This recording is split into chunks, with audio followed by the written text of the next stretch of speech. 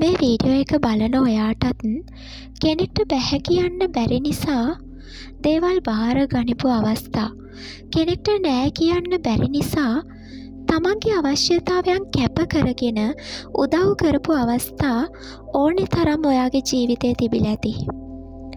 සමහර විට අදටත් ඔයා එහෙම කෙනෙක් වෙන්න ඇති. ඇයි ඔයා එහෙම කළේ? අන්තිමට මොනවද ඔයාට ලැබුණේ?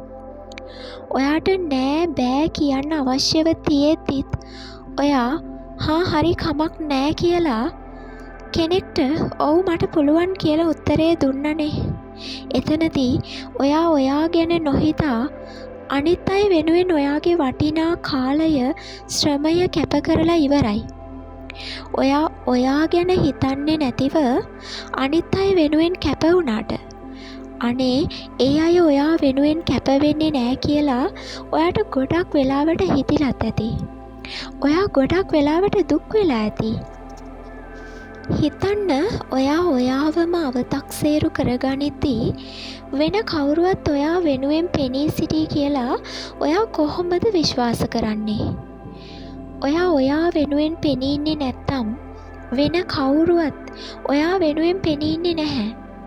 සෙල්ෆ් ලව් කියන දේ පටන් ගන්නේ ඔයාට අවශ්‍ය නැති දෙයට අවශ්‍ය නොවන අයට බැරි දේ බෑ කියන්න පටන් ගත්ත තැනේදී. නැති දේ නෑ කියන එක බැහැ කියන එක ඔයාට ටිකක් මුලදී අපහසු වෙන්න පුළුවන්. නමුත් ඔයාට ඔයා වෙනුවෙන් ඒක කරන්නම වෙනවා. ඒක ආත්මාර්ථකාමී වීමක් නෙවෙයි. තවත් කෙනෙක්ගේ හිත රිදෙයි, තවත් කෙනෙක් තරහ වෙයි කියලා කවදා වෙනකන් ඔයාව නවත්ත ගන්නද? මේක දිගින් දිගටම සිද්ධ වෙද්දී ඔයාට ඔයාගේ ශක්තිය අහිමි වෙනවා. ඔයා දුර්වල වෙනවා. ඔයාගේ ජීවිතේ අඩියක් හරි ඉස්සරහට යන්න තියෙන කාලේ නිකරුණේ නාස්ති වෙනවා. ඔයාට කරන්න බැරි දෙයකට ඔයා කරන්න අකමැති දෙයකට බැහැ කියනවා කියන්නේ වැරැද්දක් නෙවෙයි.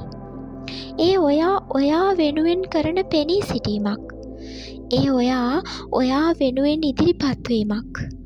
ඔයා අකමැති දේවල් වෙනුවෙන් දිගින් දිගටම ඔයාව පාවිච්චි වෙන්න ඉඩ දෙන්න එපා. ඔයා යම් කෙනෙක් වෙනුවෙන් දෙයක් කරන්න ඇත්තටම කැමති නම් ඒ දේ කරන්න. හැබැයි බැරි නම් බැහැ කියන්න. ඔයා අකමැති නම් අකමැති කියන්න. ඔයා කැමති දේවල් පිළිගන්නත්, ඔයා කැමති දේවල් කරන්නත්, ඒ වගේම ඔයා අකමැති දේවල් ප්‍රතික්ෂේප කරන්නත්, ඔයා අකමැති දෙයට බෑ කියන්නත් ඔයාට අයිතියක් තියෙනවා.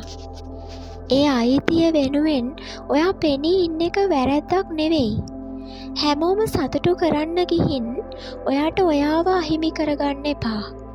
ඔයාගේ කැමැත්තෙන් දෙයක් කරද්දී ඒක ඔයාට සතුටක්.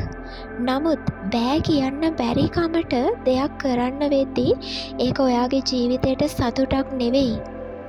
ඔයා අකමැති දේවල් අකමැත්තෙන් කරන්න වෙද්දී අකමැති අයත් එක්ක ඉද්දී ඔයා එන්නම දුර්වල වෙනවා. හිතේ සතුට අතුරුදහන් වෙලා යනවා. ඉතින් ඇයි අකමැති දේවල් වලට හා කියලා ඔයාවම වේදනාවට පත් කරගන්නේ? හිතන්න. ඔයාට තියෙන්නේ බොහොම පොඩි කාලයයි.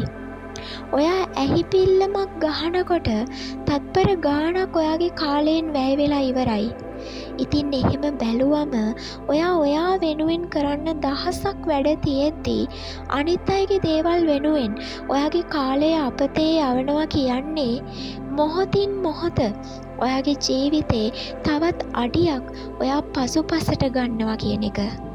මුලින්ම ඔයා ගැන හිතන්න. ආත්මාර්ථකාමී වෙන්න කියලා නෙවෙයි මං අදහස් කළේ. ඔයාගේ ජීවිතේ පළවෙනි තැන ඔයාට දෙන්න. මොකද ඔයාට වැරදෙනකොට ඔයත් එක්ක කිසි කෙනෙක් ඔයා ළඟින් රැඳේවි කියලා ඔයා ඒ තරමටම මිනිස්සුන්ව විශ්වාස කරන්න එපා. ඉතින් එහෙමනම් මේ වගේ ධනාත්මක පණිවිඩත් එක්ක ජීවිතේ දවසින් දවස සාර්ථක කරගන්න channel එකත් subscribe කරලා තියාගන්න. ගිහින් එන්න.